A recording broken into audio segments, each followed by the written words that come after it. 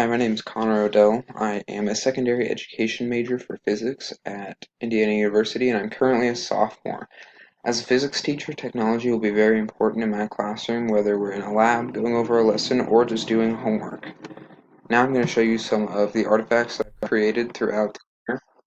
The first one is the copyright and plagiarism artifact that I created on Edpuzzle. I think Edpuzzle is a great tool. It allows students to get a better idea of what they're learning, and also allows the teacher to view progress. I can incorporate quizzes in the videos.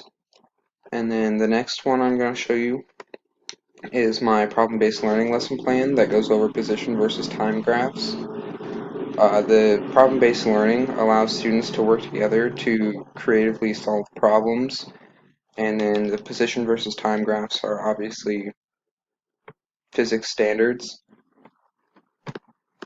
And then for my production task, I used a Blackboard app and created a mini lesson over Newton's laws. And I think this can be great as uh, a supplemental resource for a topic that we're covering, or possibly for e-learning when students aren't able to come into class. And then for my reflection over W200, I think it has given me countless ideas, and I know I'll incorporate at least some of them in the classroom, but I'm not entirely sure how. As we discussed, technology is rapidly evolving, and in the next 3 or 4 years, a lot of this could be outdated. So I think it's very important to stay up to date and to be open-minded and to be able to work with students with and without technology.